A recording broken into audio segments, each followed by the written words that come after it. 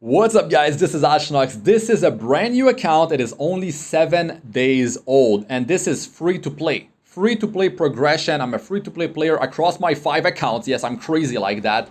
And yeah, I got Banshee 13 on auto. Let's start it off with a summon here and then we'll move on to some crafting and then Banshee. I'll show you guys my stats, my gear. I'll talk about how I was able to progress up to this point. Purpose Shine, baby. I already have 3 other videos for the progression of this account that are out, so go and check them out in order if you're curious how I got to this point. And this is a bruisery playstyle account. I don't worry about speed. It's about counter set, lifesteal, and Crimson Armor is actually really great. Like, that's perfect for this account. I'm able to pull these heroes, which are just great, perfect for the playstyle that I'm planning for this account. I even got General Purgus. I mean, that is completely insane right there. Look at how many Sky Stones I have. And I got episode 2 done, right? Episode 2 is done, guys. I focused on that, progressing to episode 3 first before trying to, get the Banshee 13 down, which I could have done on day number 6. And it was not even the main goal of this account. That's the greatest thing. What you could have done, let's say, instead of what I've done, is I went with Charlotte on Selective Summon because she is so powerful, versatile. You can bring her in all sorts of content and also in PvP content. Now, Vildred is it's not the same because you want him with speed gear for PvP, and cleaving doesn't really work in high leagues. Like, cleaving can just be stopped. They can just tank it up and it's just rough. So that's why I'm going with a bruisery playstyle account, like my 3rd account. And yeah, I mean, it's a lot of fun when you build your heroes properly, especially when the counters are triggering and all that. But you're wondering, like, how can I do the same? You're wondering, like, can I just start a new account and, defeat Banshee ASAP? Can I just skip Wyvern? Yes, you can. You can. Like, you don't have to go for Sigrid from Selective Summon, like I've been recommending for so long, and a lot of players are recommending Sigrid because it's so easy. With Sigrid, she deals a bunch of debuffs. You can just take down the Wyvern, you just farm the Wyvern, you get your speed set, your crit set, your hit set, and you progress because you got the gear. But I'm using free gear. It just goes to show you how powerful Charlotte is and the rest of my heroes. And I didn't even build so many heroes. So I didn't really react to what I've been getting here. But yeah, I got some nice piece to be crafted. I do enhance some of them. The one that I'm most hyped for right now for my heroes. But yeah, crafting is important. But the thing is, the big takeaway is that I was able to progress so far in the story. And I'm able to even get Azmanak. I got, on the 4th day, guys, I got Azmanak Hunt 11 and Banshee 11 on farm. That's after 4 days, right? On the 6th day, I got episode 2 cleared. Like, that is huge right there because it opens up a lot of stuff. Like, you get access to episode 3, of course, but all the epic gear from the AP exchange shops, you can just grind them out, get them, and that's free gear waiting for you to grab. And I've been progressing Adventurer's Path. I've been pushing the Labyrinth so I can get that free destruction and crit set in the last zone, the 5th zone of Nick's Sanctum.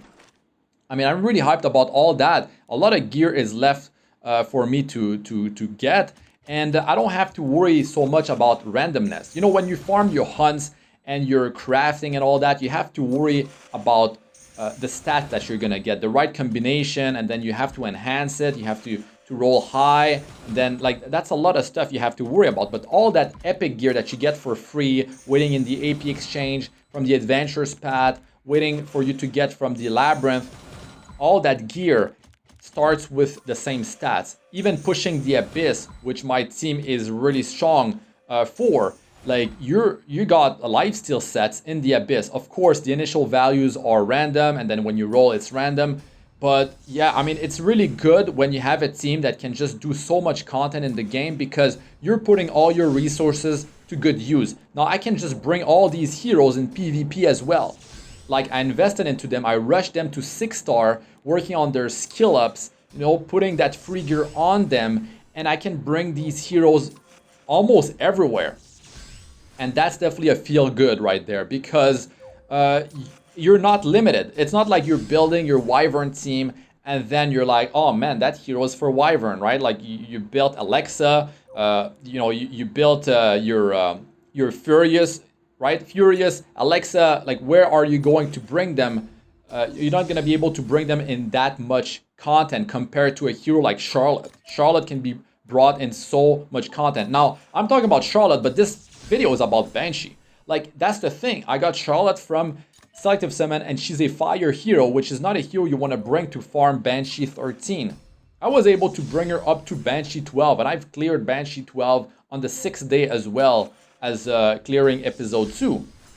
So Charlotte, even as fire, I was able to bring her in Banshee. She's that strong. But for 13, you need like an earth team. You want all green heroes because it's just going to be easier. You're going to take less damage, you're going to be dealing more damage, and it's just going to facilitate the whole thing, and the boss will not be healing herself because you have an off elemental hero. So Banshee 13, I'll be talking about that. Let's talk about it now, right? You could be running various heroes. Now, you could have gone with Vildred from Selective Summon. That's a green hero. You can speed farm the game with Vildred. You can do great, and he's very fast. You're gonna be able to flash farm. Like, you're gonna farm so fast, faster than I was even able to farm. Now, when you have Vildred, I would say that grinding early stages in the game would be better because you would be able to one-shot or, because when he downs one monster, he triggers his Dancing Blade, which gets him an attack buff as well. So you could grind like easier stages, so you can just one-shot or two-shot whatever the wave really, really fast. Even maybe the boss, or maybe the boss needs 2 hits or 3 hits. But that means you're able to get fodders, you're able to get, catalysts. You can clean up the AP exchange shops very fast because of that.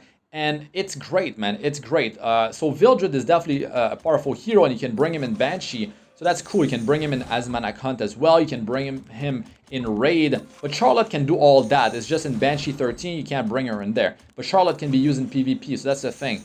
So yes, you could definitely go with a hero like Vildred, or even Isaria from Selective Summon. So that's a green hero right there. That's one piece of the puzzle already for your Banshee team. And then you could get, you build Helga, Mercenary Helga, her specialty change. And then that's 2 heroes right there.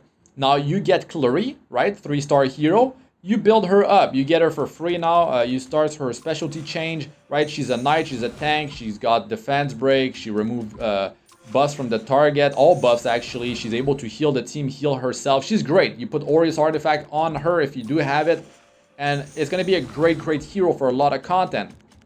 So that's 3 heroes right there. Now you need some real healing, so you just build Angelic Montmorency, the specialty change of Montmorency. Angelic Montmorency will be an amazing hero for PvE content, but also in PvP. And these 4 heroes are definitely worthy of being invested into. Now, the thing is, the big problem with Banshee is that when she splits, you bring her under, like a certain amount of health, like 80% health, and she splits. And then there's the Banshee, the Misty Chain Banshee sister. She's got 4 in there, right? And they deal quite a bit of damage. But if you don't down them in time, the boss will come back, sacrifice those Banshees, and then she's gonna deal a ton of damage to your team. But the great thing is that you can survive that damage. Like, if your gear level is not so high, you won't be able to down these adds during the split phase. And if you can't down them, well, there's that big damage coming your way. But if you have enough health on your heroes and defense, you're going to be able to survive that big damage. And to be honest, getting the boss to the split phase is very easy. And dealing with the boss after the split phase, it's easy as well. That's the thing. If you do have enough like cleansing, and you're going to be able to keep your team alive, and the more health your heroes have, the easier it will be to sustain them. Look, I got Daydream Joker. That's the second Daydream Joker I got on this account. It took a while for me to get the second one. And yeah, you could be running various like heroes. You could even get the 3-star hero Jetched that you can get from Hero Connection. And that's an Earth hero. He's a Soul Weaver. He's able to provide continuous healing for your team. There's the Banshee run. And Jet actually, every start of his turn, he takes one debuff from your team away. So debuffs are dangerous in Banshee. After the split phase, that's going to be an issue. I actually forgot to I want to change the artifact on my Charles because this artifact is kind of useless. So Healag Lance will allow him to cycle faster. So yeah, let's go back in there.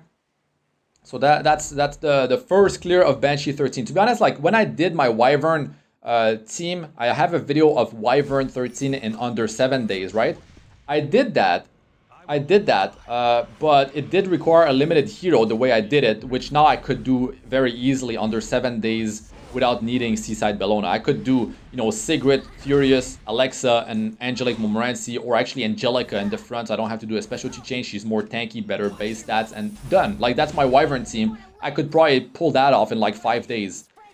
So yeah, it's much easier now because they give a lot of free gear. The Adventurer's Pad gives a lot of great stuff, and they just simplified a lot of stuff. And when you promote heroes, it's much faster now. Takes a lot less time. The AP exchange shops, they like double the amount of stuff you can buy from each zones, and you can push the story, and you're gonna be able to get a lot of Sky Stones, man. Like a lot of MolaGoras. I'm sitting on like 30 MolaGora, which I need to spend, but I don't have the rare and epic catalyst to actually skill up my heroes further, so I need to grind that out.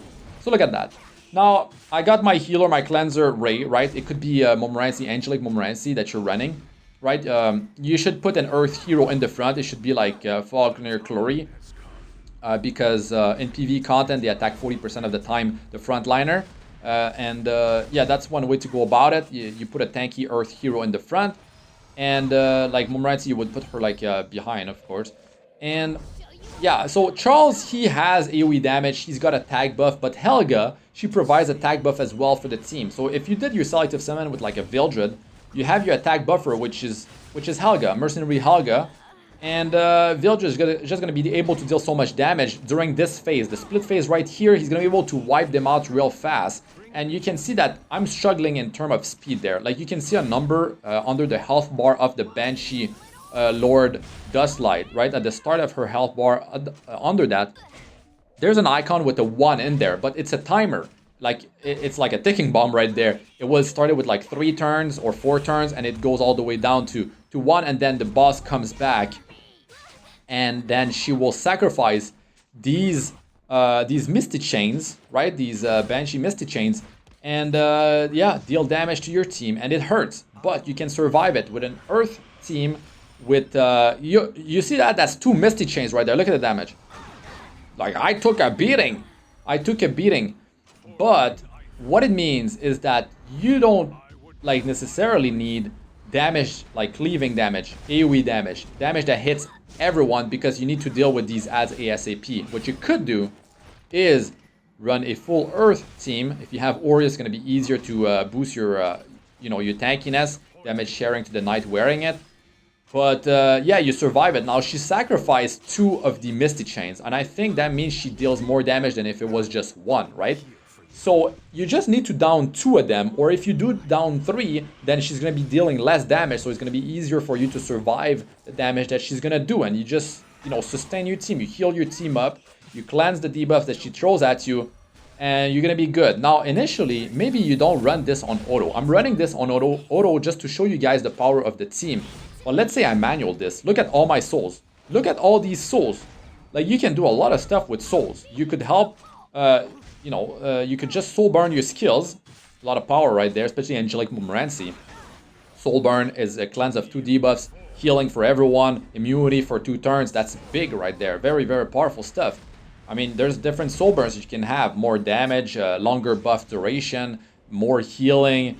Very powerful stuff. Then you can pull your Guardian. If I pull Arky out, that's damage based on the target's max health. That's a Guardian buff, which is, what is it again? A 20% crit chance increase. And I forgot, 20% attack increase and 20% crit damage increase, but it doesn't stack with attack buff, I believe.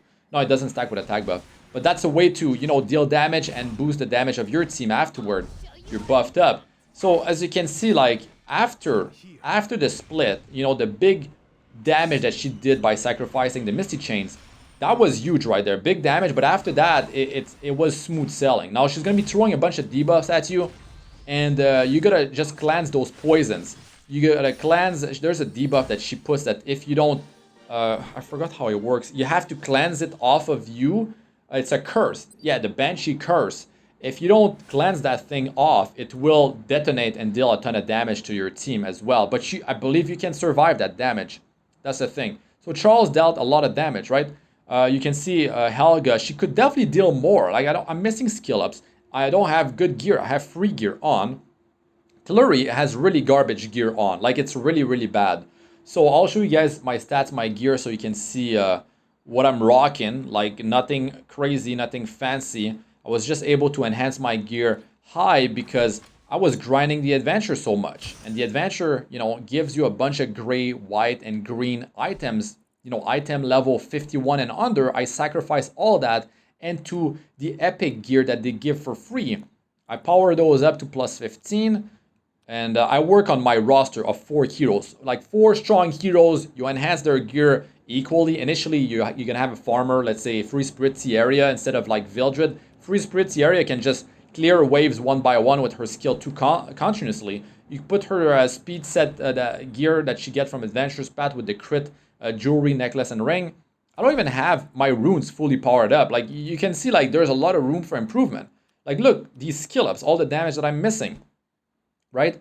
Like there is definitely a ton of room for improvement. So yeah, an Earth team, now you're going to be running free-to-play heroes like Clary, Helga, and Montmorency. That's 3 heroes right there. The 4th one, I mean, it's up to you depending on which heroes you got from Selective, which hero you got from doing your Covenant summons. To be honest, I'm not even saving my summons for a limited hero. Every time I get a book, like a bunch of bookmarks, I'm just doing Covenant summons. Why do Covenant summon? Because I can get Purple Shine. I can get a light or dark hero. 3-star, 4-star, 5-star. It's always possible. So I always go for Covenant summons on a new account because you need a pool of hero. And then when you could do a lot of summons initially, the first like few days, and then stop and start saving your bookmarks. But yeah, if you know that there's not a limited hero coming your way real soon, just save Sky Stones and then you can just, you know, buy Covenant Bookmarks if you really want that limited hero that's coming up. I even pulled 3 rays. They gave me 3 rays for some reason. So I memory imprint him. That is pretty ridiculous. Like, how did that even happen? Prophetic Candlestick is very strong. It's a 3-star artifact. You know, you can put that even on Montmorency. When it triggers, it lowers cooldowns of every skill of the hero by 1 turn. It's 40% chance when it's maxed out at plus 30. At plus 15, it's 30% chance. Very good. Triggers very easily. And yeah, Exorcist Tonfa on my Charlotte. That's my heroes that I use. I even went with Ruel of Light for my 5-star Moonlight, you know, selector. And Ruel of Light, you know, she is really good, and she works with my Bruisery playstyle. I'm gonna tank it up, you know, be tanky, take the damage that they're throwing at me, like running a turn 2 team. I'm slower than them. I'm gonna have counter set on my heroes later on, but I'm not there yet. I'm not there. I'm just building my account.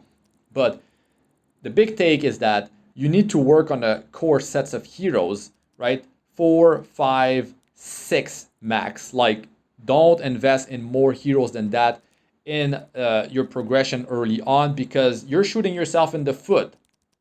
You need to have like heroes that do different things. And Montmorency, her special change, Angelic Montmorency, perfect. Clary, Falconer Clary, perfect. 2 heroes right there, right? Like, these heroes are so good. And Helga is amazing. She was buffed like twice. Was she buffed twice? Maybe only 1 time, but she is so good. Free Sky Stones. Like, that's all my free Sky Stones. You can check my progression videos, you know, 1st day, 2nd day, 4th day, and 6th day.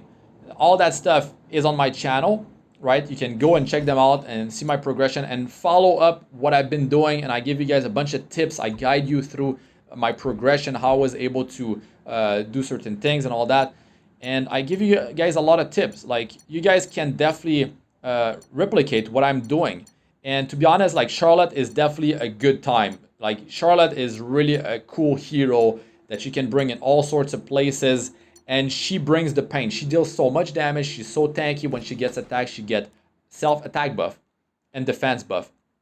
You put her in the front line when you're grinding out. You don't even need someone to buff her up because if the enemy attacks her, she buffs herself by herself. Her skill 1, when she's buffed, that's my mailbox, just more proof, you know, for the skepticals. You know, when she gets attacked, she gets attack buff, defense buff. But when she's buffed, she attacks everyone with her skill 1. It's a charged up attack. Hits everyone, deals more damage. She lands attack, break, debuff on every target. If you have the effectiveness, if you're able to land it. So, I mean, a powerhouse. Skill 3 attacks everyone. Skill 1 and 3 results as a critical hit. You don't need to build critical hit chance on her. Like, there's so much room for improvement with my gear. It's ridiculous. I'm in Gold League, Gold 5. I'm going to push to Gold 1 so I can fully unlock my Moonlight 5-star hero. My case is Rule of Light. So I'm working on that. I'm using my flags as I get them.